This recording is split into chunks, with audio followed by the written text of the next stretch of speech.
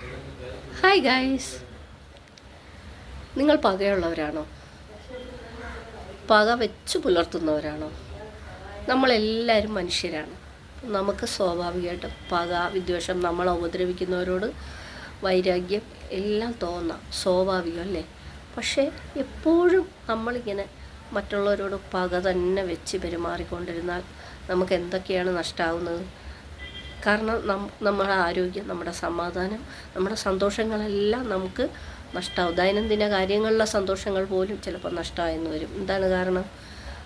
നമ്മൾ പകപോക്കുന്ന ആൾക്ക് വീണ്ടും വീണ്ടും എന്തൊക്കെയാണ് അവരെ ഉപദ്രവിക്കാമെന്ന് നമ്മൾ ഒരു ദിവസം കിടക്കുമ്പം നല്ല സന്തോഷങ്ങൾ വരുന്ന കാര്യങ്ങൾ പോലും നമ്മൾ മറന്നുകൊണ്ട് പകപോക്കാനുള്ള കാര്യങ്ങൾ ചിന്തിച്ച് ചിന്തിച്ച് ഉറക്കം നഷ്ടപ്പെട്ട് നമ്മുടെ മുഖത്തെ സന്തോഷങ്ങളെല്ലാം പോയി നമ്മൾ സമാധാനം ഇല്ലാത്തവരായി ജീവിത അവസാനം വരെയും പകപോക്കി ഇങ്ങനെ ജീവിക്കാനേ കഴിയുള്ളൂ പകപോക്കുന്നവർ.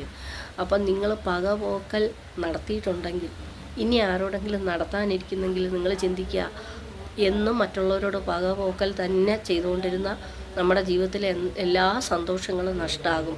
എല്ലാത്തിലുപരി ആരോഗ്യം നശിക്കും. സമാധാനം എന്ന് പറയുന്നത് പിന്നെ നമ്മുടെ അടുത്തുകൂടെ പോകത്തില്ല. അപ്പോൾ പക പോക്കിയിട്ടുണ്ടെങ്കിലും അതിനൊരു അയവ് വരുത്താൻ ശ്രദ്ധിക്കുക. പകപോക്കാൻ എടുക്കുന്ന സമയം നല്ല നല്ല കാര്യങ്ങൾ ചെയ്ത് ഹാപ്പി ആയിട്ടിരിക്കാൻ ശ്രദ്ധിക്കുക. നമ്മുടെ സന്തോഷം നമ്മുടെ കൈകളിൽ. പകപോക്കാൻ ചിന്തിക്കുന്ന സമയം കൊണ്ട് പ്രാർത്ഥിക്കുക, നല്ല കാര്യങ്ങളിൽ ഏർപ്പെടുക. പകപോക്കൽ എന്നൊരു കാര്യം ഒഴിവാക്കിയിട്ട് നല്ല കാര്യങ്ങൾ ചിന്തിക്കുക, പറയുക, പ്രവർത്തിക്കുക. അപ്പോൾ പകപോക്കലിന് ഒരയവ് വരും.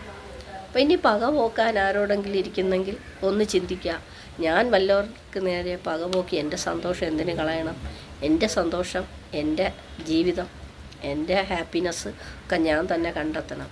മറ്റുള്ളവർക്ക് എപ്പോഴും ഉപദ്രവം ഉണ്ടാകാതെ ഹാപ്പി ആയിട്ടിരിക്കാൻ ഞാൻ ശ്രദ്ധിക്കുമെന്ന് ഓരോരുത്തർ ചിന്തിച്ചാൽ പകപോക്കൽ ഉള്ള മനസ്സ് നമ്മളിൽ നിന്ന് അറിയാതെ മാറിപ്പോകും ഗൈസ്. ഓക്കേ.